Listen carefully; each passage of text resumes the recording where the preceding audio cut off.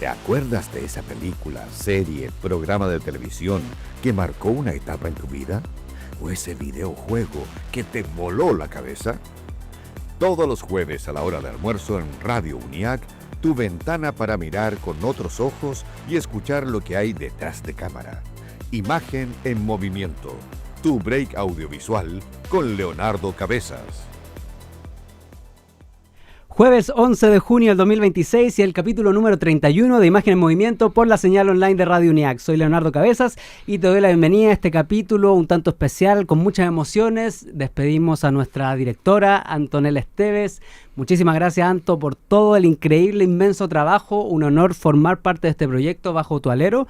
Te deseamos lo mejor en el futuro y vamos a estar siempre en contacto. Y seguimos con Muriel Riveros, nuestra nueva directora aquí en Radio UNIAC. El capítulo de hoy está enmarcado en la Semana Internacional de los Archivos y el Día Internacional, que fue el 9 de junio, creado por el Consejo Internacional de Archivos, que protege todo lo que sea investigación, archivo y patrimonio. Y en honor a este día, esta semana, vamos a tener a Francisca Galás Martínez, encargada de documentación y archivo de la Cineteca de la Universidad de Chile.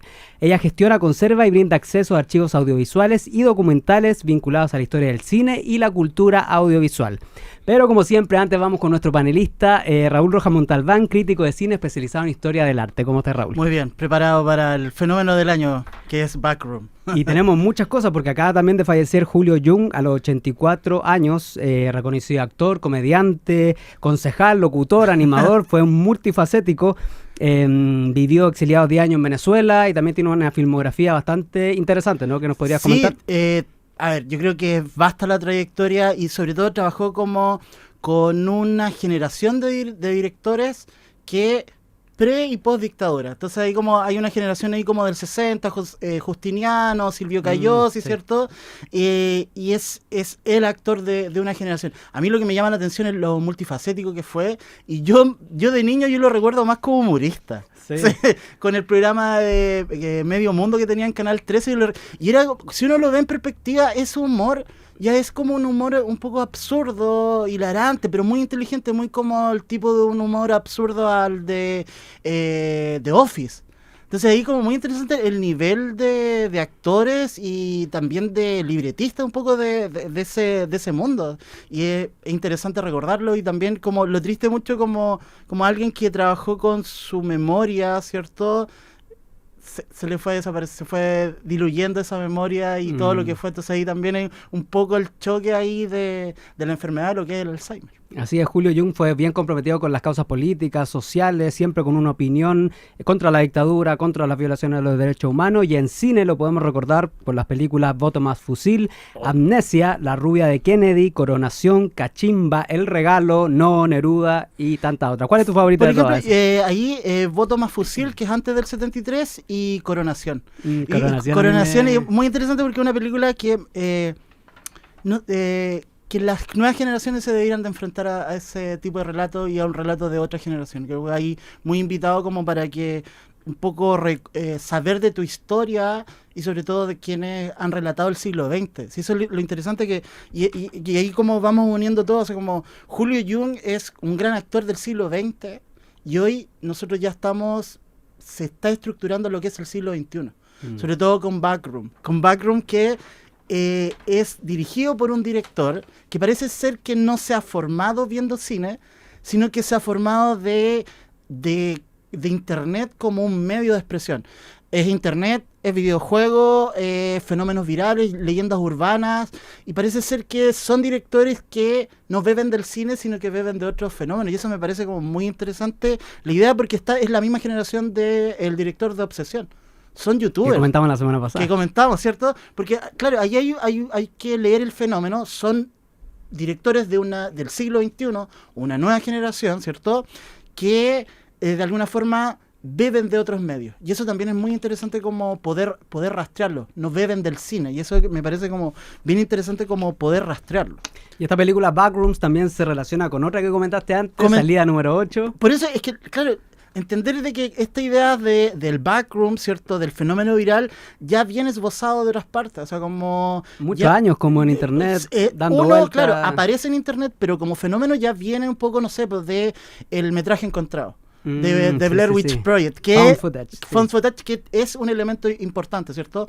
Pero también tiene que ver un poco con que hay algo a mí que me quedó dando vuelta, que es con estos espacios, el espacio liminal, que son umbrales de paso, son lugares como de transición, que viene a pensar cómo la arquitectura han pensado los lugares hoy y cómo esos lugares son lugares de transición donde no pasa nada.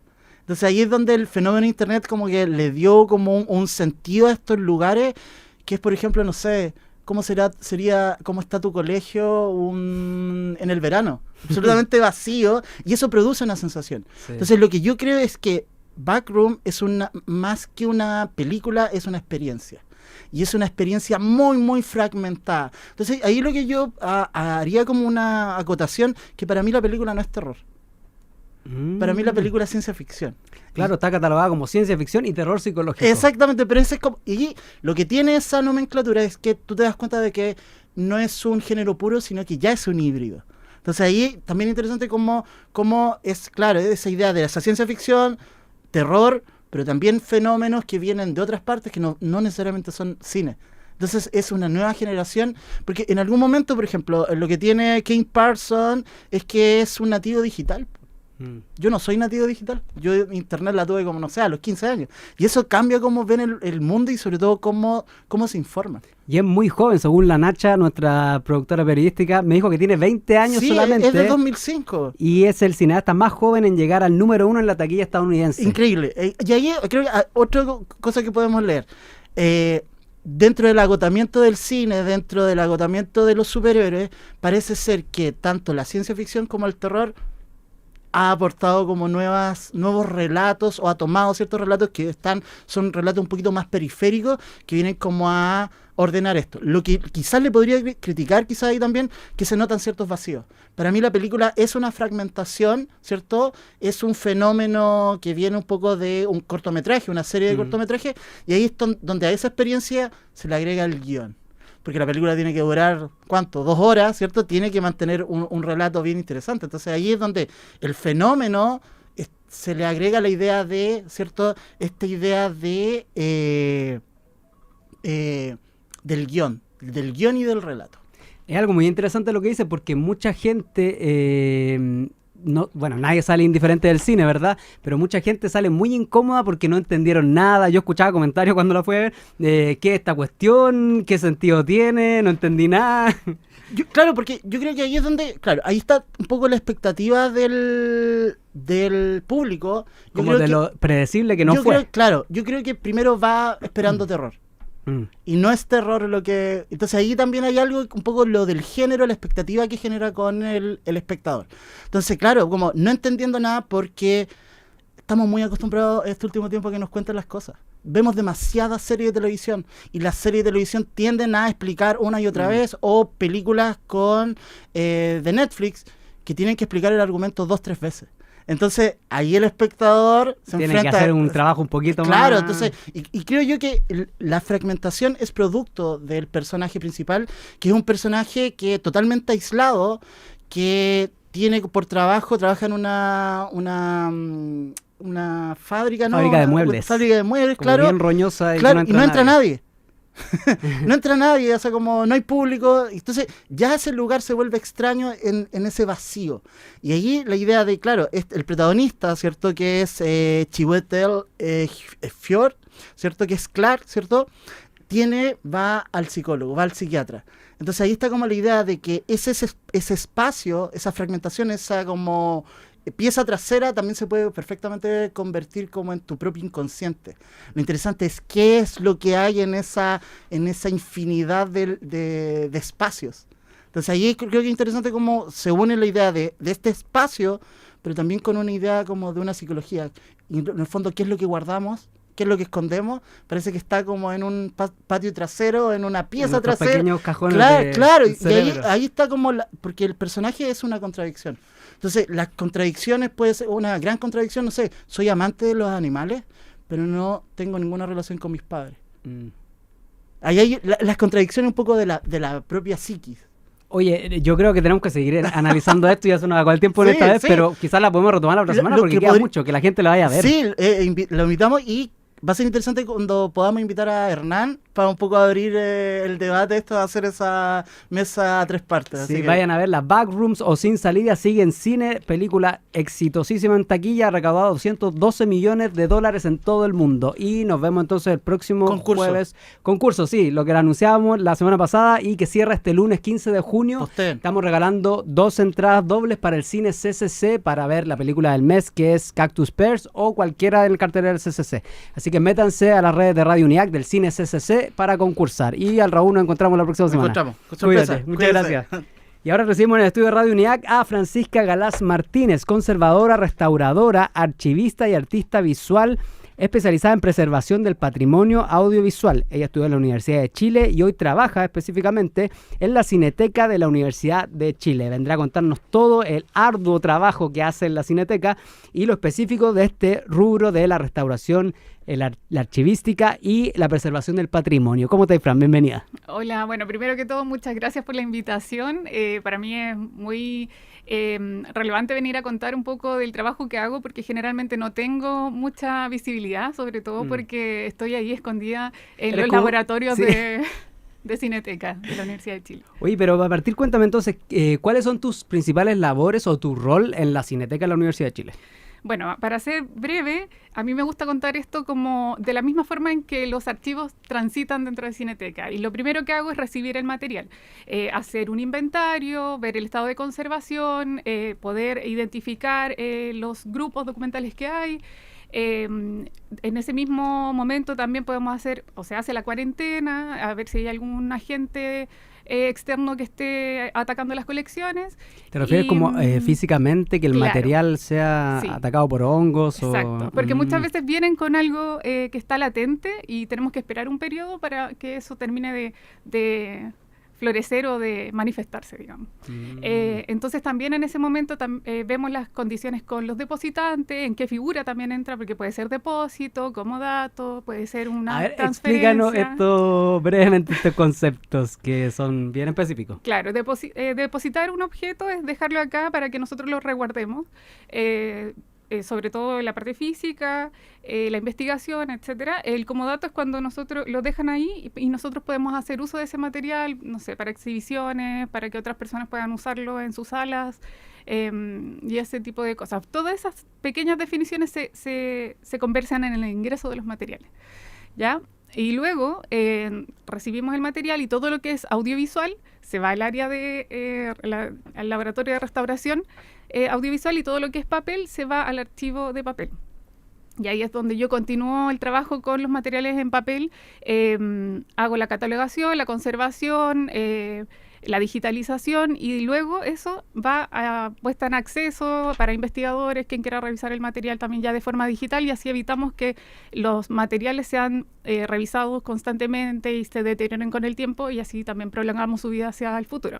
Y por otro lado, lo que se va para audiovisual es la restauración física, la restauración digital o la digitalización, la restauración digital y luego la puesta en acceso. Y ahí tenemos varios espacios donde salen a través de la investigación, a través de la mediación o a través, como te decía, de gestionar solicitudes para las muestras en salas o en cineclubes a lo largo de todo el país, incluso en el extranjero. Entonces yo estoy metida como en esas, tanto lo que entra como lo que sale y además todo lo que es laboratorio o la parte de papel, mejor dicho.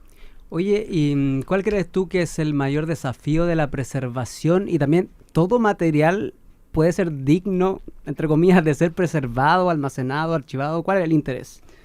A ver, yo creo que todo material tiene un potencial, ¿no? Creo que son las personas que rodean esos documentos quienes les entregan más valor o menos valor. Por eso que para mí, por ejemplo, es súper interesante que sean las mismas comunidades o los grupos, las familias, las instituciones quienes promuevan sus propios archivos. Y en ese sentido nosotros también lo hacemos como institución, ¿no? Como Cineteca también tenemos nuestros lineamientos, nuestras políticas de colecciones, trabajamos con cine chileno, trabajamos con el material que la misma universidad genera, con lo que nosotros generamos, porque también hay que recordar que es una institución que viene de los años 60. Entonces también para nosotros es importante, en paralelo con todo lo que ingresa, lo que nosotros mismos generamos. Entonces por eso también nosotros cuando hay una exhibición afuera, que hacemos colaboraciones, siempre solicitamos un documento que nos retorne esa información, porque también es parte de nuestra historia, como de la película o como de ese objeto que salió. Oye, y en honor a quién es la Cineteca, ¿verdad? ¿Cómo? ¿En honor a quién es la Cineteca? ¿Quién la fundó? Bueno, hay varios fundadores, pero uno de ellos es Pedro Chaskel. Pedro Chaskel, Sí. Y también está la colección del como realizador, ¿no? sí, estamos trabajándolo todavía, porque es lento, pero sí, estamos trabajando con el fondo de Pedro Chaskel. Que el fondo sería como yo no estoy hablando en palabras más generales para que la gente lo entienda, como el gran archivo particular de Pedro Chaskel, ¿verdad? Es todo lo que él generó en vida en el ejercicio de sus funciones, ¿no? Entonces, Y eso incluye, además de el video o el audiovisual, todas las subproductos asociados a la práctica audiovisual. claro, porque por ejemplo la generación de una película no solamente es la película como obra al final, ¿no? Sino que son los guiones, son, no sé, de la música, las partituras, son los convenios, incluso los contratos, claro, los contratos, un montón de documentación que se genera alrededor de la producción de esa película, y eso podríamos llamarlo, depende del caso, pero estoy generalizando como el expediente, ¿no? de la película. Entonces eso también nos permite ir como expandiendo las posibilidades que tiene ese archivo audiovisual y cómo mostrarlo, cómo compartirlo, cómo dialogarlo con las comunidades, etcétera. Sí, yo debo confesar que tomé un taller en la Cineteca de la Universidad de Chile en enero y ahí conocí a la Fran. La Fran fue mi profe. Quedé alucinado con toda la información, me abrió unas posibilidades de que yo no había visto, porque uno cuando hace audiovisual, estudiante audiovisual, genera muchos productos, ¿verdad? Sí. Y todos quedan en el olvido, en la papelera, nadie toma valor, y el taller que fuimos era de archivos domésticos o comunitarios. Sí. ¿Qué consejo le darías a personas naturales, comunidades, juntas de vecinos, quien quiera resguardar su archivo? ¿Cómo partir? ¿Qué hacer? Bueno, yo creo que lo primero es sentarse, abrir esas cajas que tienen ahí. Bueno, si es que está en análogo, porque también está el tema del digital, que también es otro mundo. Sí. Pero bueno, si lo tienen digital, abran esas carpetas, revisen, vean qué tienen duplicado, qué tiene relación con qué. Y de a poco ese material va decantando, ¿no? Como que uno sola empieza a identificar esto tiene más relación con mis años de estudio quizá, o esto tiene relación con lo que me gusta hacer, pero no a lo que me dedico. Entonces ahí se van generando como líneas en las que puedes ir organizando tus archivos. Pero yo creo que lo primero es mirarse a sí mismo a través de tus archivos. Eso sí. Y eso es un gran trabajo como de tiempo, recursos, Sí. no sé, yo encuentro admirable tu labor realmente. Creo que debería haber una Fran en cada universidad, no sé, aquí me imagino, sería increíble que se resguardara el patrimonio de la Universidad UNIAC audiovisualmente y en toda la área. Quisiera saber si hay una teoría, porque tú estudiaste, te especializaste en esto, no es algo común, que yo nunca lo he escuchado. ¿Cómo fue tu especialización? ¿Qué aprendiste? ¿De qué forma alguien quisiera insertarse a preservar el patrimonio audiovisual? ¿Cómo lo tiene que hacer? Ya, a ver, yo igual mi camino ha sido un poquito largo, porque ha sido también respondiendo a necesidades en las que yo me voy enfrentando, ¿no? Yo empecé, bueno, estudié arte, pero empecé a estudiar y a trabajar en conservación y restauración. Me especialicé en audiovisual y luego de eso enfrentarme con el resto de los materiales fui adquiriendo otros conocimientos, la archivística. Entonces ahí, bueno, hice un máster también en patrimonio audiovisual, entonces ha sido como un cúmulo de estudios que yo creo que nunca para, y yo eso lo adelanto a quien quiera dedicarse a esto, porque uno nunca termina de estudiar. Y, lo cual también es muy bonito, a mí me encanta. Y además también hay cosas, teorías, fundamentos que van actualizándose, y uno tiene que estar también ahí todo el rato atento a esos cambios, a esos nuevos paradigmas, y nada, como no sé si puedo decir cómo hacerlo, pero sí decir que hay que estar siempre actualizándose, y según lo que te enfrentas. Así que nada, ahí está tanto la conservación como la restauración tiene su propia teoría, la archivística también, ahí se van complementando, hay otras que son diferentes, hay gente que también se especializa por el lado de la bibliotecología, que tiene otros fundamentos, entonces ahí uno va generando un perfil de acuerdo también a lo que te vas enfrentando, creo yo. Oye, ¿y cuáles son tus aprendizajes más grandes de este máster en patrimonio audiovisual que hiciste en Madrid y tu experiencia trabajando para la Filmoteca Española también? Sí, Bueno, lo primero es como yo asenté mucho mis conocimientos sobre investigación, creo que eso me permitió abrir otro campo de posibilidades también respecto a cómo uno se enfrenta a los archivos. También toda la parte tuve clases de televisión también que tiene otro ritmo, son otros conocimientos, también fue muy interesante esa parte. Y bueno, la experiencia en la Filmoteca Española, yo estuve en el archivo, básicamente así, fui a hacer la práctica en lo que hago acá y me di cuenta que más allá de las diferencias presupuestarias, vamos a decir, digo, pensando en que es un país de Europa y Latinoamérica, creo que trabajamos de una forma muy similar, compartimos muchos lineamientos, formas de pensar, y yo creo que también me dio la capacidad de apreciar cómo los países latinoamericanos logramos llegar a soluciones que son muy ingeniosas porque no existen los recursos muchas veces o los materiales o hay que mandarlos a pedir a otro lado. Entonces, o una sola persona tiene que hacer todo. Sí, pero nada, tener esa otra experiencia me permitió también decir, como sabes qué, lo estamos haciendo, vamos súper bien, sí. Oye, ¿hay algún proyecto en los que hayas trabajado que te haya marcado por alguna razón particular o que te haya llegado muy profundamente? Ay, no sé. Creo que, no sé, yo creo que cada fondo que he trabajado, cada material que he tenido que restaurar o conservar, va dejando huellas, ¿no? Pero yo creo que ahora hay dos que me gustan mucho, que también están en proceso y quizás también por eso las tengo más latente, digamos, que es el de Liana Jara y el de Pedro Chasquel. Sí. Oye, ¿y nos podrías contar como toda la labor en general que hace la Cineteca o la plataforma cultural de la Universidad de Chile, las distintas actividades? Porque igual es bien de nicho, ¿verdad? Si no estás metido como en este mundo audiovisual, quizás no te enteras, pero hay mucha gente interesada en este rubro. Bueno, cualquier información, siempre tenemos nuestros canales oficiales, sobre todo en las redes sociales donde estamos más activos. Ahí compartimos material sobre todo lo que pasa en el área de mediación, que están súper activos con los cineclubes, ahora en Casa Central y también en plataforma. Bueno, ahora estamos en pausa con eso, pero todas las noticias se pueden ir actualizando ahí en Instagram para que lo revisen.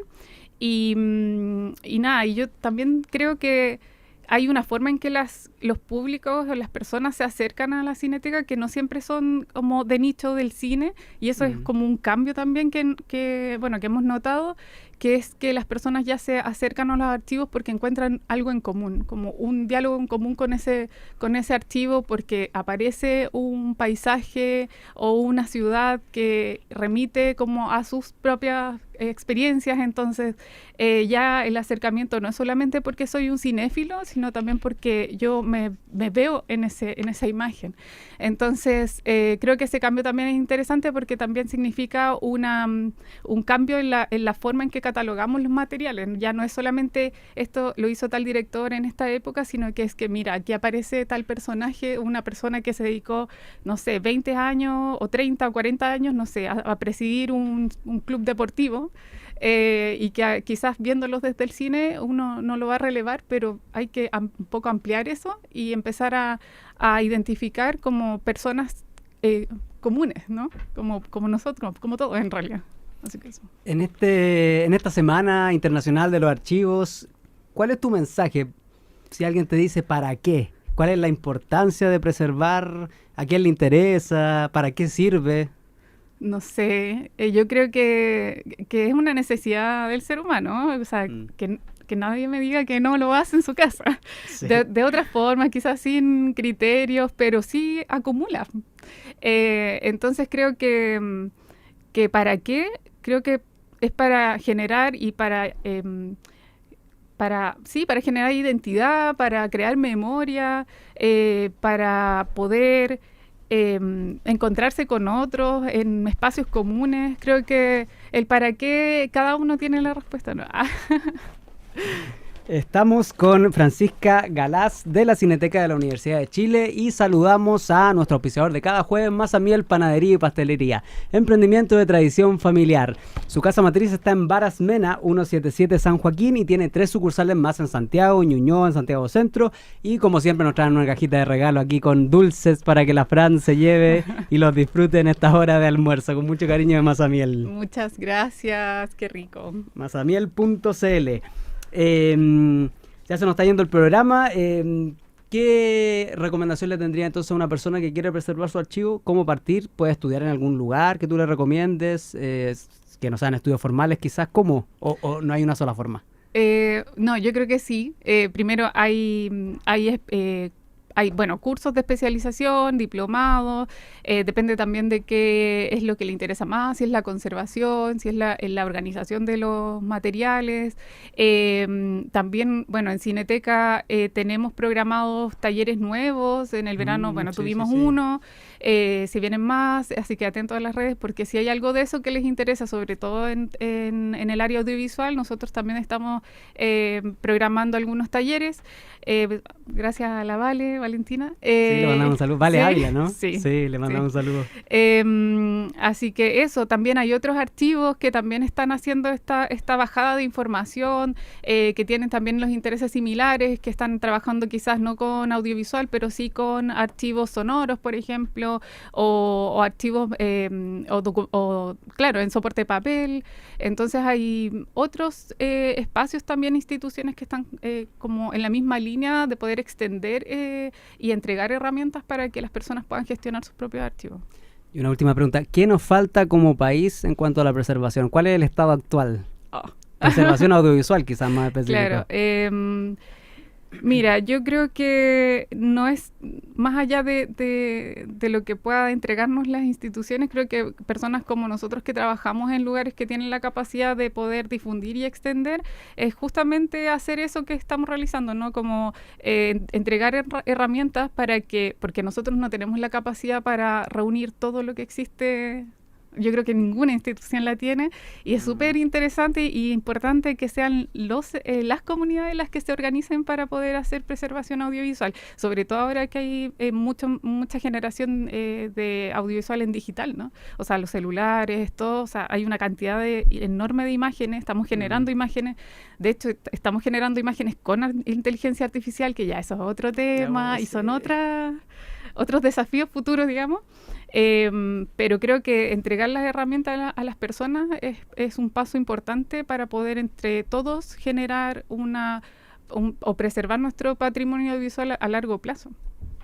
Así es, hemos estado con Francisca Galaz, encargada de documentación y archivo de la Cineteca Universidad de Chile. Ha sido un placer, y antes de despedirte me gustaría pasar 2 datos. Este mes de junio es el mes de la red de salas de cine independiente. Van a tener 16 espacios de exhibición de cine independiente a lo largo de todo el país. Funciona en Antofagasta, La Serena, Valparaíso, Los Andes, San Antonio, Padre Las Casas, Valdivia, Puerto Varas, Puerto Montt, Coyhaique, y en 6 salas en Santiago, con películas como La misteriosa mirada del flamenco, Nunca va a estar solo, La naranja mecánica, Fue solo un accidente, Nuestra tierra, I Love Pinochet, Calugo aumenta, Metrópolis, Matapanqui, etcétera. Toda la información y programación en redsalasdecine.cl.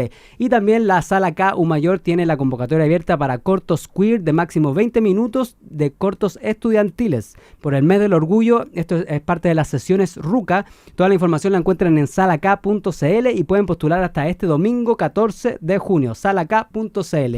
Ha sido un placer, Fran, espero que la haya pasado muy bien, Sí, y ojalá gracias. exista una colaboración aquí con UNIAC. Estamos aquí con la Fran, experta en esta área, que yo creo que es muy importante en esta universidad, potenciarle, que se cree algo así como lo que ustedes están trabajando. No, yo los aliento a que lo hagan, a que miren sus archivos, porque seguramente, y bueno, están generando todas las Claro. semanas, todos los días, generando archivos audiovisuales. Así es, un gustazo, saluda a la gente de la Cineteca de la Universidad de Chile también, ahí vamos a estar siempre atentos a lo que ustedes estén haciendo para colaborar y difundir. Y yo te espero el próximo jueves, 18 de junio a las 2:30 de la tarde, con más del mundo audiovisual por Imagen en Movimiento por Radio UNIAC. Soy Leonardo Cabezas y Francisca Galaz. Muchísimas gracias, nos vemos en la próxima. Chao, chao, chao. Fotograma a fotograma, un cuadro por cada segundo. Te esperamos el próximo jueves con más de Imagen en Movimiento, nuestro espacio para hablar de cine, animación y creación audiovisual, donde nada es al azar. Escúchanos en Spotify y en radiouniac.cl. Aquí, todas las voces tienen lugar. Radio UNIAC, la voz de una comunidad que crea.